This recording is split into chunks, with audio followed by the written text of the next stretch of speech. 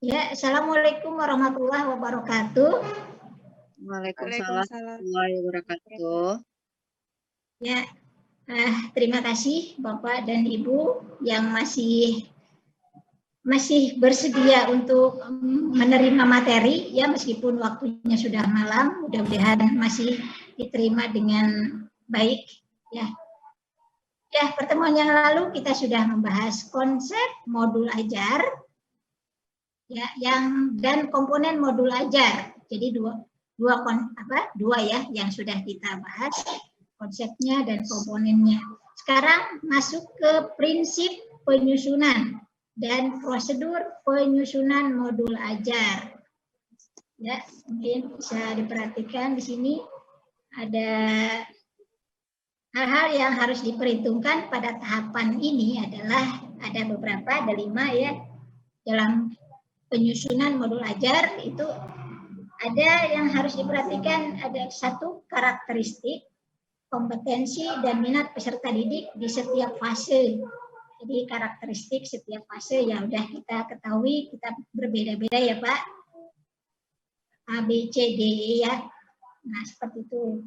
Yang kedua, perbedaan tingkat pemahaman dan variasi jarak antara tingkat kompetensi yang bisa terjadi di setiap fase. Jadi situ ada jeda, ada jarak ya, mungkin anak sudah mengalami peningkatan atau perbedaan yang signifikan dari fase yang satu ke fase selanjutnya. Yang ketiga, kita harus melihat juga dari sudut pandang pelajar bahwa setiap peserta didik itu unik. Ya, setiap peserta didik pasti memiliki karakter masing-masing, karena setiap individu pasti berbeda. Yang keempat, asumsi bahwa belajar harus berimbang antara intelektual, sosial, dan personal dan semua hal tersebut adalah penting dan saling berhubungan. Jadi harus berimbang semuanya, bukan hanya kemampuan berpikir atau intelektualitasnya saja, tapi juga kemampuan berinteraksi dan emosi ya. Emosional itu berhubungan dengan emosi, sikap, dan mungkin kalau attitude ya, mungkin ada kebiasaan itu personal. Nah, yang kelima, tingkat kematangan setiap peserta didik tergantung dari tahap perkembangan yang dilalui oleh peserta didik dan merupakan dampak dari pengalaman sebelumnya. Ya, pengalaman yang satu akan mempengaruhi tingkat kematangan seseorang ya Pak ya. Jadi apa yang dialami akan menjadi pembelajaran terhadap seseorang. Jadi tingkat kematangannya akan meningkat. Ya, itu prinsip-prinsip hal-hal yang harus diperhatikan dalam penyusunan modul ajar. Kemudian ini ada 4 kriteria dalam menyusun modul ajar, yaitu 1, ada esensial, ya di situ ada pemahaman konsep dari setiap mata pelajaran melalui pengalaman belajar dan lintas disiplin. Yang kedua, menarik, bermakna, menantang. Ada keterangannya di sini, menumbuhkan minat untuk belajar dan melibatkan peserta didik secara aktif dalam proses belajar, berhubungan dengan pengetahuan dan pengalaman yang dimiliki sebelumnya, sehingga tidak terlalu kompleks, namun juga tidak terlalu mudah untuk tahap usianya. Jadi artinya ya disesuaikan dengan perkembangan anak ya. Jadi setiap tahap-tahapannya itu tidak ada sesuatu yang melampaui kemampuannya. Jadi anak tetap jadi bisa ditangkap oleh anak-anak dan jadi menarik dan menantang. Selanjutnya yang ketiga, kriteria yang ketiga ada relevan dan kontekstual. Relevan dan kontekstual. Ini relevan itu berhubungan dengan pengetahuan. Kontekstual berarti pengalaman yang dimiliki sebelumnya dan sesuai dengan konteks di waktu dan tempat peserta didik berada. Artinya berhubungan dengan pengetahuan, pengalaman yang dimiliki sebelumnya dan sesuai dengan konteks yang waktu, maksudnya ya, waktu dan tempat. Kontekstual disesuaikan dengan waktu dan tempat.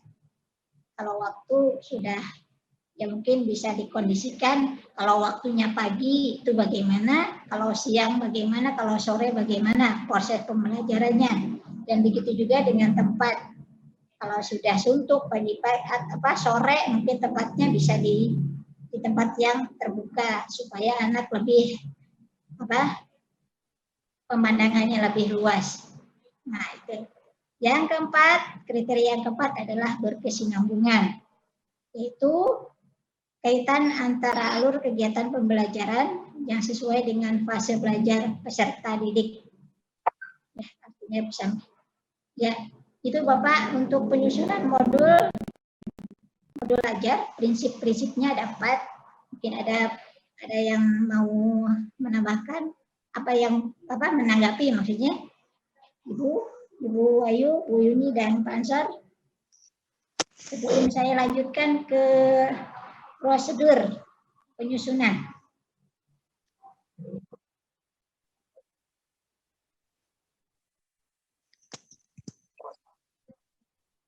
Oh, sekalian saja ya pertanyaannya. Oke, berarti lanjut ke prosedur penyusunan modul ajar. Oke. Ya, ini langkah-langkahnya bisa dilihat di sini ya, di gambar sebelah ini infografisnya. Oke, saya geser dulu. Ya, ada 6. Tulisannya cukup kecil. Ya, langkah-langkah penyusunan modul ajar ada 6. Pertama adalah analisis kondisi dan kebutuhan guru, peserta didik, serta satuan pendidikan. Ini ada keterangannya juga. Guru perlu mengetahui kondisi dan kebutuhan peserta didik berdasarkan latar belakang serta sarana dan prasarana sekolah.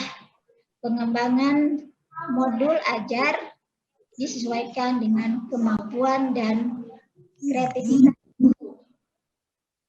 Jadi cukup jelas ya, jadi diitukan kembalikan kepada guru.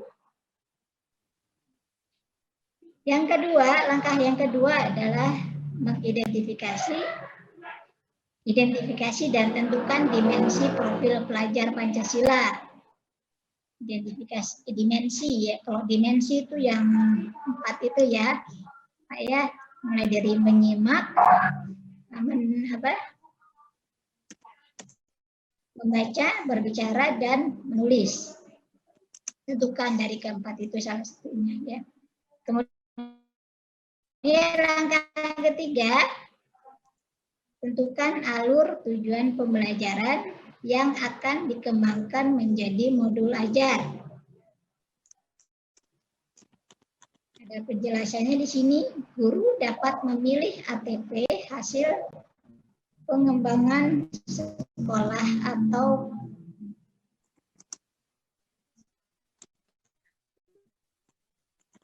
mengacu pada ATP yang ada. Menyusun modul ajar berdasarkan komponen yang tersedia. Selain komponen inti, guru dapat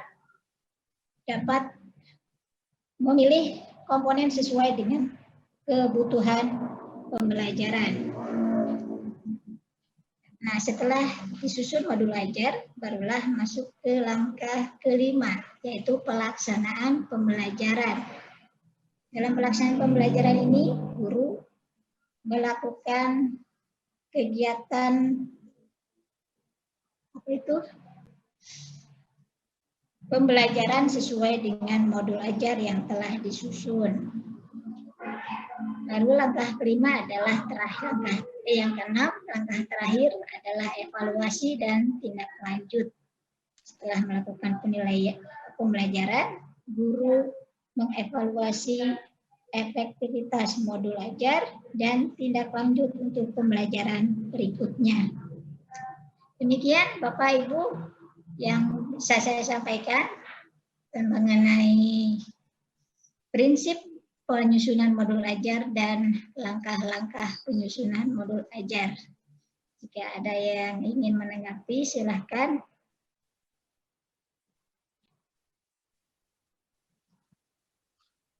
Atau mau bertanya?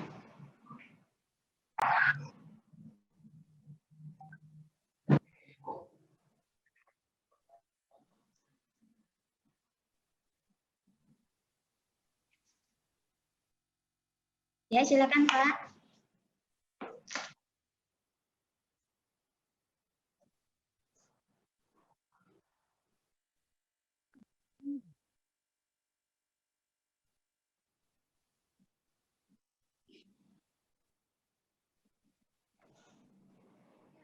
Tidak Bapak ya, satu modul ajar itu tidak semua harus dicantumkan.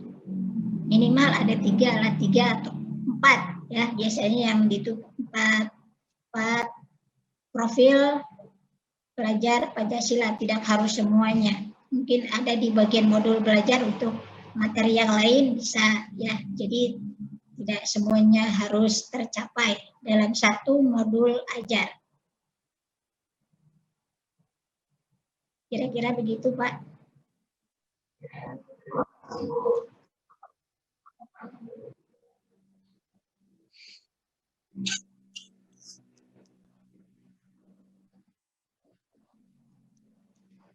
Betul, Pak.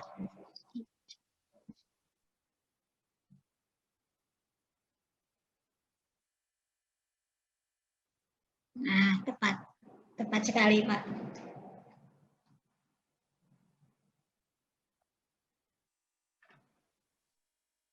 Sama-sama, Pak. Ada pertanyaan dari Bu Ayu atau Bu Yuni? Ini kalau tidak ada, mungkin saya yang mengasih pertanyaan, itu waktunya sedikit lagi. Ini cepat cukup dijawab di itu aja, Pak. Jadi Bu, di ruang chat ya. Nah, di sini aja ada pertanyaannya. Silakan. Tadi langkah-langkah yang sudah saya sebutkan disebutkan kembali di kolom chat. Silakan Bapak. Waktunya cukup ya. Ya, yang sudah. Mau di itu sampaikan boleh, mau di ruang chat juga boleh Pak sebetulnya.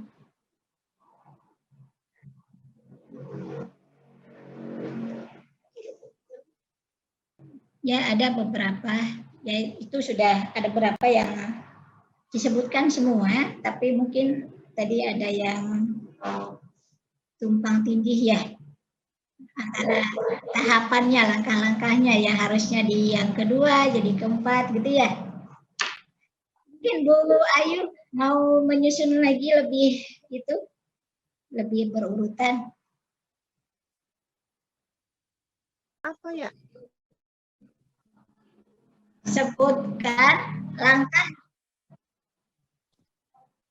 Sebutkan langkah-langkah dalam menyusun modul ajar dengan bahasa Anda sendiri. Jadi yang 6 tadi yang sudah saya sebutkan, boleh disebutkan lagi, tapi mungkin dengan bahasa sendiri karena tadi agak panjang penjelasannya. Sekarang bisa dipersingkat Bu Yuni atau Bu Ayu? Ya. Saya Bu ya, mau coba Bu.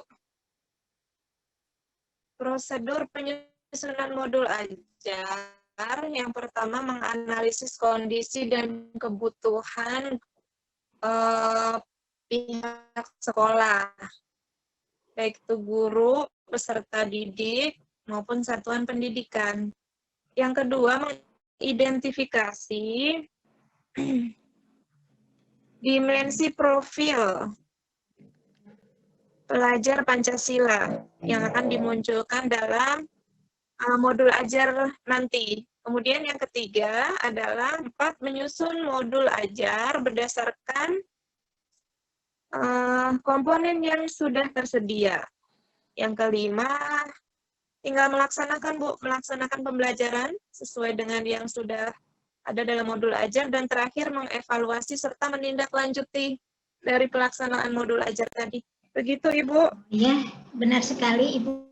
Ibu Tati. Sudah, langkah-langkahnya sudah tepat ya, dari paling awal sampai ke evaluasi itu berarti sudah lengkap. Ya, waktunya juga sudah itu, berhubung waktu juga sudah habis. Sudah ya, saya tutupkan sampai di sini ya. Tidak ada pertanyaan lagi karena memang pertanyaan saya sudah terjawab. Terima kasih atas partisipasi Bapak dan Ibu. Mudah-mudahan apa yang saya sampaikan bermanfaat dalam proses pembelajaran, pelaksanaan pembelajaran Merdeka Belajar di sekolah Ibu dan Bapak. Ya, saya tutup dengan wabillahi taufik wal hidayah. Wassalamualaikum warahmatullahi wabarakatuh. Waalaikumsalam warahmatullahi Assalamualaikum warahmatullahi wabarakatuh. Terima kasih Bu Tati materinya. Sama-sama.